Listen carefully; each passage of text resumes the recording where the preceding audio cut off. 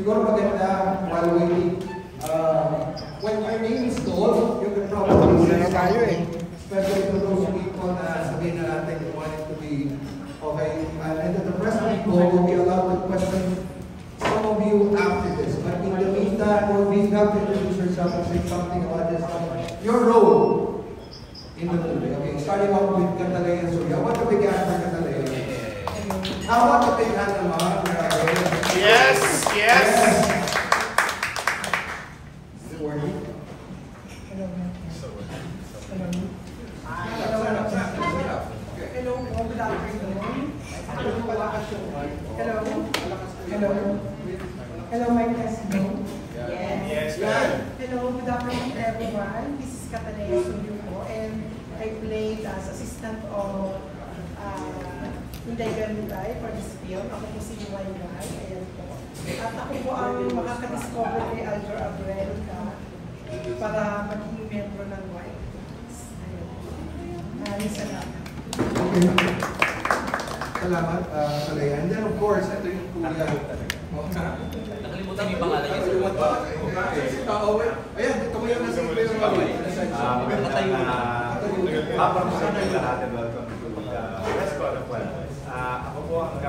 Ako po ang may-ari ng Amigo Bar na anong tawag dito, yung pinaka bar ng Wild Boys kung saan anong tawag dito. Tapos Sally Longo, si Carlos Morales na may dalawang version, merong batang version, teen version. Then he is si Nico Garcia. CJ. Okay, papakilala na. Oo nga. So anyway, tapos napakasawa niya yung kapatid ko. So which makes him eventually Carlos, my brother. Ayun, yun na muna ang masasabi. Thank you, Sir Rolly. Parang dapat yung Hello, good afternoon.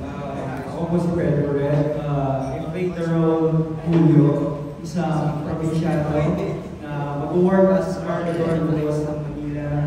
Tapos, ang twist nito, abangan nyo guys. Thank you so much.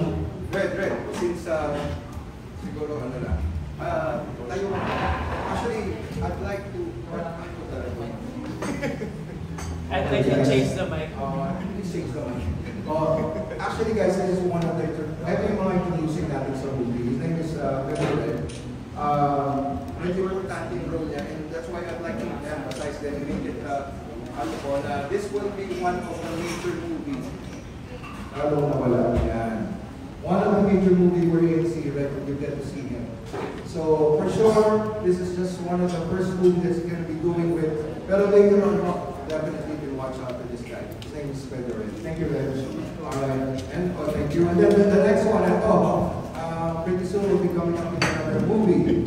And depende sa budget niya. Looks like magkakasubo naman. So he's going to be the next star for our next movie. So without further ado, I'd like to introduce to you, what's that now? Attack Star. Attack Star. Next movie yan, Baka sabihin nyo sa akin tayo, baka tayo lang pa. Di ba ba? Ayan, ako po si Attack Star, isa po ako sa mga groups. Oo, tatlo kami na dito. Sino-sino? Si player. Jerry Acao sa si Paul Alvarez. Pero ngayon nakalimutan ko ang pangalan ko. Sobrang taga-isip. Ayan po, basta masaya ang pelikula sa kapay, supportahan niyo po kami. Yan. Magandang hapon po sa inyo lahat. Hindi, magandang hapon po sa inyo lahat. Ako po si Papi. Ang Inday Ganulay po ay going to play the role of Mama Oyi. Si Mama Oyi po ay tumayong manager nila. Si Mama Oyi po yung role na yun ay siya yung bumbo ng grupo. And then, ako yung parang brainchild, di ba? Pinaka-brainchild ng grupo na tinayo ko sila, and then the rest is history. Panoorin niyo po, mag-enjoy po kayo sa movie.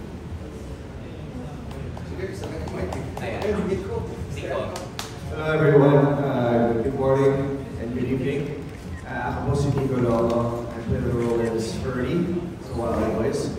Isa siyang motocross rider na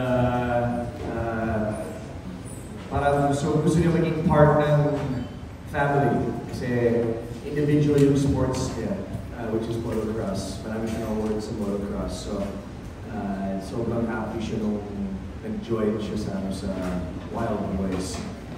Portray. Gumagana na to. Yeah, nag-training ako for dancing with Coach. Let's give Coach a big round of applause, our dance coach. Pumunta siya sa bahay for 2 months every week kasi hindi ako magaling sumayaw. Ngayon, hindi ako magaling sumayaw. Thank you very much, Mom. Ay, ako yung nag-improve na siya. Magaling ko po.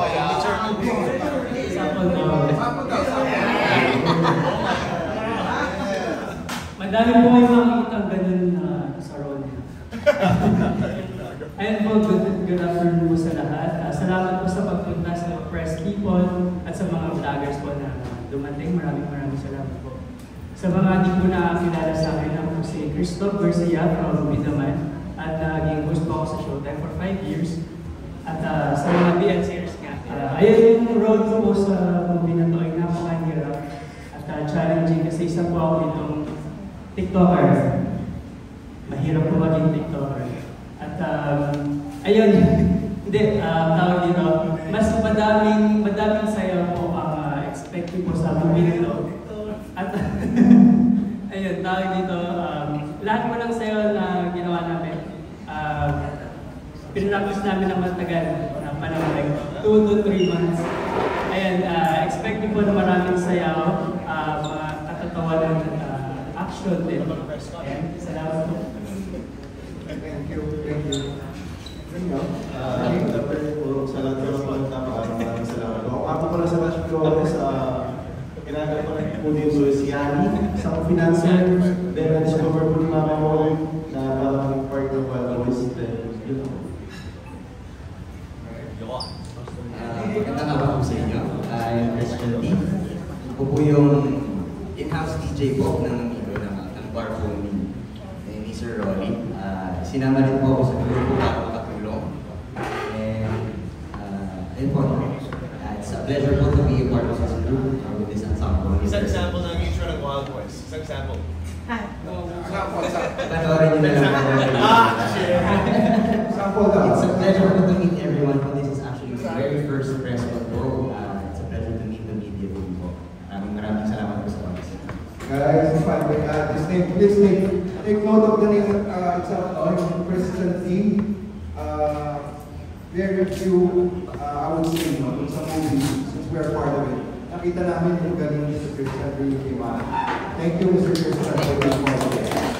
And then, since we're like niya ngayon ako, let me introduce to you. Ito yung pinaka-bata. Okay, katulad na nasabi na po si Rolly, dalawa kasi si Mr. Carlos Morales, who happened to be our director as well. Siya po yung batang Samuel. Okay, introduction din po niya po sa movie natin. So, ako na niya from Mr. CJ Garcia. Po sa lahat. I played the role as young Samuel and pinatira po ako ni Peter Rolly sa vlog. And doon po na nakilala ko yung kapatid niya at nagkatuluyan kami. Thank you po. O, sample daw. Paano kayo? Ikaw ba niya Samuel? Ikaw yung batang kay Carlos Morales. Ano bang ginawa mo sa provide sa sample? Sample. Sample daw. CJ, sample. Sample daw.